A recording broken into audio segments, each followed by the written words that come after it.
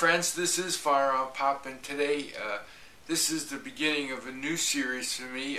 It's only going to be a couple of videos, but in my last contest, one of the responses I got was from a good buddy of mine, Mad Bad Voodoo, and his recommendation that he'd like to see in my videos is my war stories, and being a Vietnam vet, what I did, how I got there, and everything else about it. And the more I thought about it, the more a great idea it was.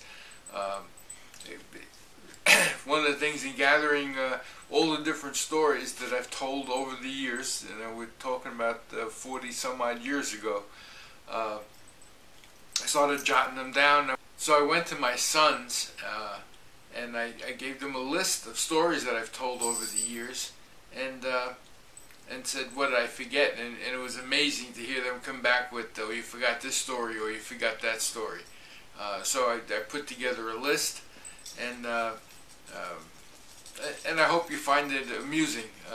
If nothing else, it is my story, and it is a way to kind of document this, and I guess someday my grandchildren's grandchildren may come along and want to know what their great-great-grandfather did, and who he was. So I'm going to document this, and I hope you enjoy the stories that I'm going to be telling. I'm going to start at the beginning, and yeah, I was born at a very early age. The climate, and I was in high school back in 1963, and at the time the national draft was taking place. So many of my buddies get drafted. Sure enough, when I turned 18, you have to register. That was mandatory at the time, and I registered, and you got the letter saying you got to come down for a physical. So I went down in Manhattan to a military facility and went through a physical, where I was deemed the dreaded 1A, and that meant you were at the top of the list to get drafted. So I knew it was a matter of time before I got the letter saying Uncle Sam wants you, and with my token for the subway to get to the military. So anyway, I decided to look around and see if there was an alternative to being handed an M1 in a foxhole and say, you know, stand your ground. So I did some, then without the internet, did some research and legwork, and found the Navy Reserve sound more like my liking. Yes, it was still 2 years active duty, because if you got drafted, it was 2 years. But at least I'd get 3 meals and a cot. So I like that option. Okay, as you can tell. Anyway, so I joined the Navy Reserve. That was like I said, it was a go to boot camp, 1 year reserve duty, and then 2 years active duty, and that's what I did. So I went to New London, Connecticut for boot camp, okay, which was an experience in itself. That was in January, and New London, Connecticut in January is one cold place, and it was so cold when we were there that the Marines wouldn't even drill outside, and the Marine drill sergeant came, and we were supposed to drill with him for a day, and he says, too cold. He says, I won't even drill my own men in this weather. So we got past the drilling on the field part of the exercise. One of the interesting stories about the boot camp was I was there with a buddy of mine from Brooklyn, and we were sitting in the back of this classroom, and the instructor was breaking down a 45, 1911 45 at the time, and I had it all apart, took all the different parts, gave it down to the different rows in the classroom, and continued on with his lecture and teaching us all about the 1911, and after a while, he just looked around the room and said, what happened to all the parts to that gun?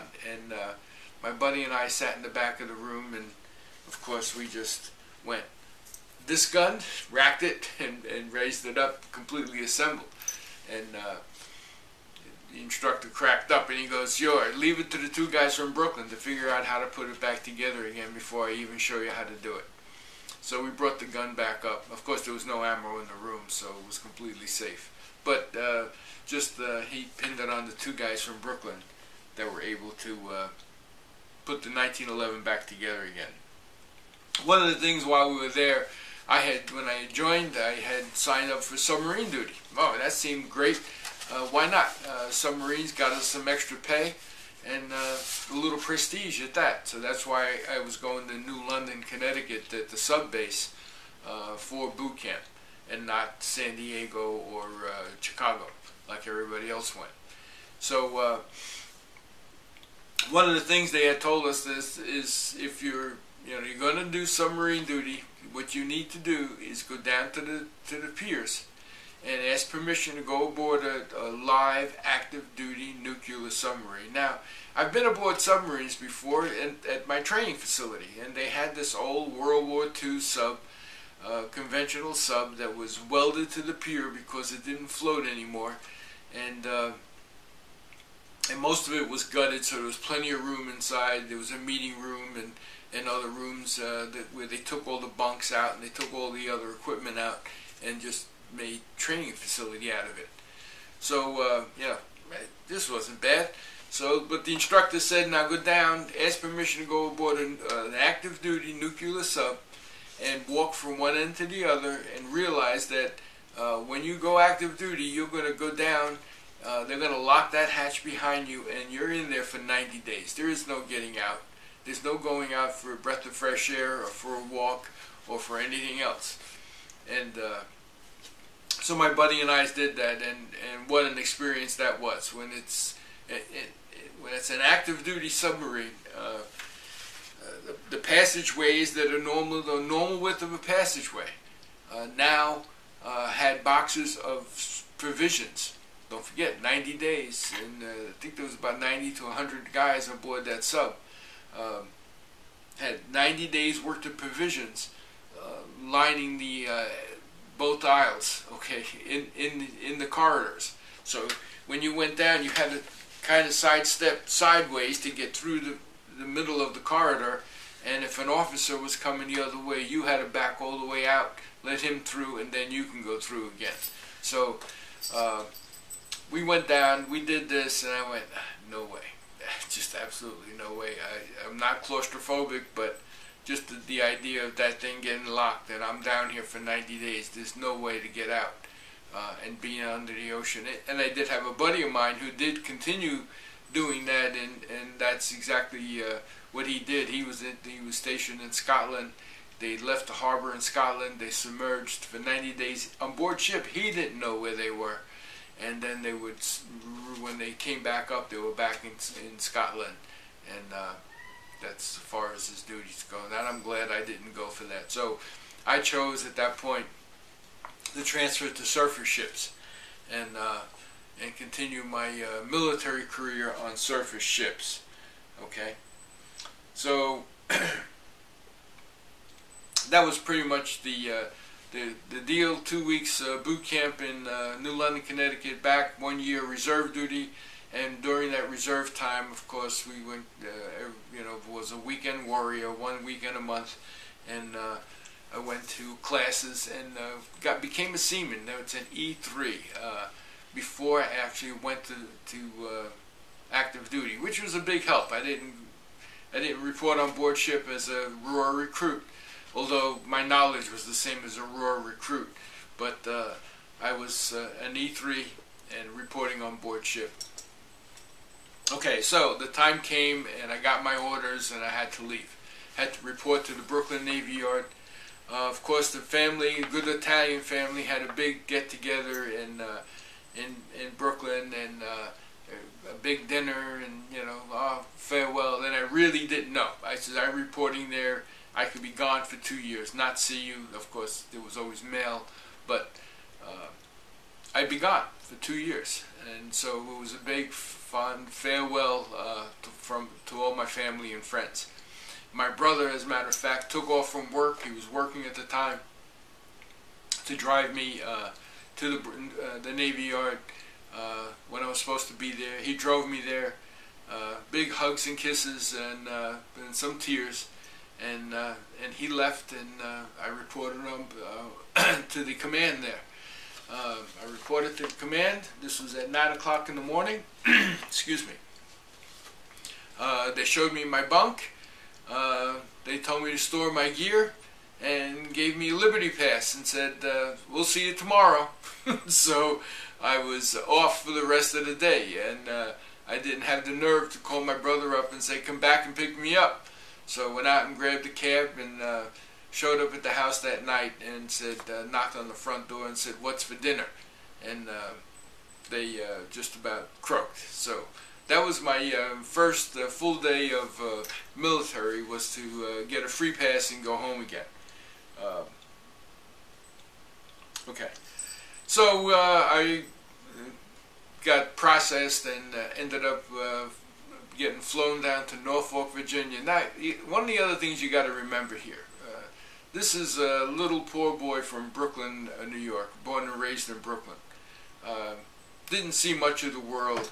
I think as far as we got was upstate New York on vacation, which was Marlboro, New York. We just, you know, we were a poor Italian family that just did not travel much. We didn't even have a car until my brother was 18, and so and then we didn't venture that far. So now all of a sudden I'm in the Brooklyn Navy Yard and being transported to Norfolk, Virginia.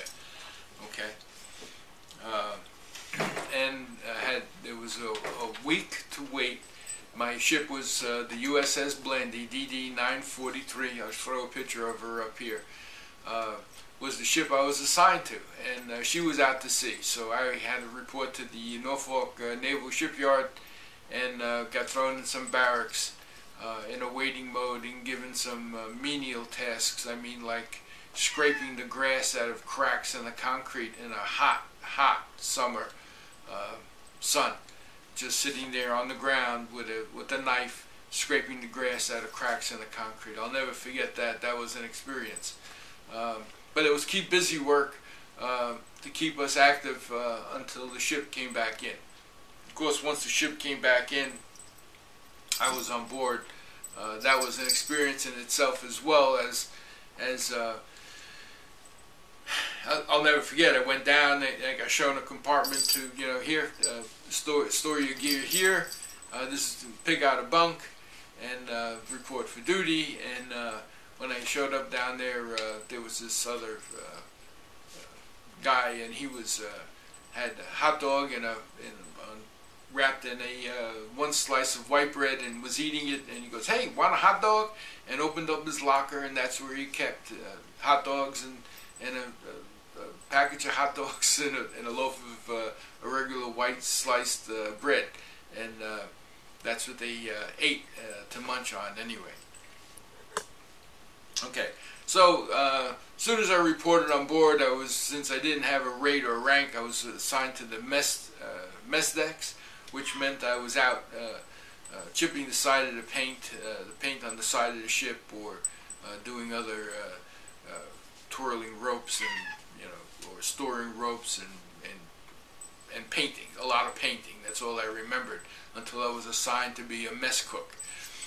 And so then I ended up on the mess decks, cleaning up and just doing the dishwasher, that kind of thing on the mess decks.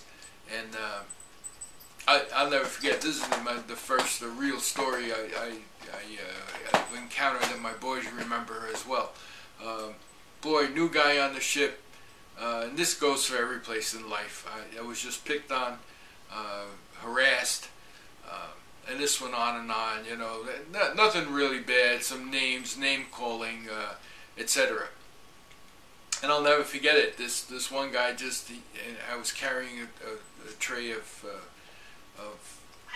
plates. Okay, they were the tin plates, and he made some kind of remark again, and I just leaned over. Okay, he was sitting. The benches, tables, and chairs in the mess decks were like a picnic table with the benches, you know, and everything was welded together. Of course, it's on board ship, so it didn't tumble over when the ship got crazy. So he's sitting inside at the table, eating. Made some kind of remark that was the straw that broke the camel's back for me. I reached over, I grabbed him by his shirt around, yanked him straight out of the table and threw him up against the wall and said, "What do you got to say now?" And held him there, and with his feet dangling. And I'll never forget it. He goes, "Oh, I'm sorry, dude, I'm sorry, dude." And I just dropped him onto the ground and he fell. And I walked away. Best thing I ever did, because I was never bothered again. Not that I was any kind of big bad dude, but just got my gander up, and I wasn't taking it anymore. Okay, I had all I could take, and I wasn't taking it anymore. Okay, the ship was stationed out in Norfolk, Virginia. That is another story in itself. Back then, we're talking about 1966. Norfolk, Virginia was a trip. I had Liberty every other weekend when we were in port, and that was a 10-hour bus ride from Norfolk, Virginia to Manhattan. And it was an overnight deal. We left Friday at 5 o'clock. We showed up in Port Authority in New York City at 9 o'clock in the next morning, with one stop for a pee break and something to eat. And I think it cost like $20 at the time to do that. And so at least I got to get home for the weekend, see family and friends. And but that got to be a drag. I mean, yes, travel all Friday night, get there Saturday morning. I'd have Saturday and Sunday, and Sunday afternoon I'd have to go back to Port Authority, catch a bus back that would get us back to the front gate before 6 a.m., which was Reveille, and time to be bed when the Liberty ended. So that became old news and very tiresome. So I found that there was a YMCA in town in Norfolk, Virginia, and I would go there often, and that was a trip as well. Okay, this was $2 for the night for the room, and it was just a little 5x5 room, but it almost looked like a jail cell. One bed, one dresser, and a key, and there was a TV down in the lobby. You could watch your TV with everybody else if you wanted to watch what they were watching. Well, back in those days, we didn't have the options you have today, especially in Norfolk, Virginia. I think there was only two channels. So anyway, I'd spend that away from the ship because I found even when I decided not to go on Liberty on board ship, even if you're just sleeping there and just hanging out, if there's a work party, guess what? You're working. And I learned that lesson the hard way. I was there. I was on Liberty. I was off. I didn't have to work. There was no place for me to go. So I was on board ship. And some chief came over. There was a working party, and he said, "Get your buns over there.